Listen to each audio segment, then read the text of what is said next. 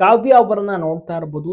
Cinema shooting ನಲ್ಲಿ ತುಂಬಾನೇ busy ಆಗಿದ್ದಾರೆ. ಹೌದು, ಈಗ ಸದ್ಯಕ್ಕೆ ದಿ ಪ್ರಾಬ್ಲಮ್ ಎಂಬ ಒಂದು ಸಿನಿಮಾದಲ್ಲಿ ಕಾವ್ಯ ಅವರು ಬ್ಯುಸಿ ಆಗಿದ್ದಾರೆ, ಅಭಿನಯವನ್ನ ಮಾಡ್ತಾ ಇದ್ದಾರೆ. ಬಹಳನೇ ನಿರೀಕ್ಷೆಯ ಸಿನಿಮಾ ಇದಾಗಿರುತ್ತೆ. ಕಾವ್ಯ ಅವರ ಎರಡನೇ ಸಿನಿಮಾ ಅನ್ಬೋದು ಇದು. ಯಾಕಂದ್ರೆ ಬಿಗ್ ಬಾಸ್ಗೂ ಮುಂಚೆ ಕೊತ್ತಲವಾಡಿ ಅಂತ ಒಂದು ಸಿನಿಮಾವನ್ನ ಮಾಡಿರ್ತಾರೆ, ಅದು ಕೂಡ ತಕ್ಕ ಮಟ್ಟಿಗೆ ಹಿಟ್ ಆಗಿತ್ತು.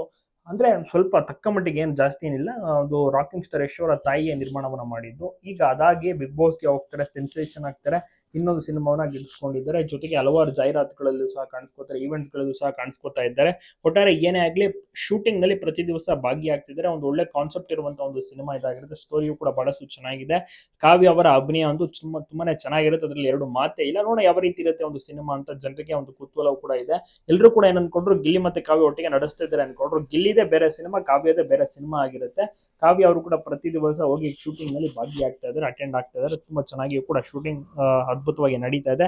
ಒಂದೊಳ್ಳೆ ಏನು ಸಿನಿ ತಾರಿಯರು ಇರುವಂತಹ ಒಂದು ಸಿನಿಮಾ ಇದಾಗಿರುತ್ತೆ. ಎಲ್ಲರೂ ಕೂಡ ವೇಟ್ ಮಾಡ್ತಾ ಇದ್ದಾರೆ ಸಿನಿಮಾ ನೋಡೋಕೆ.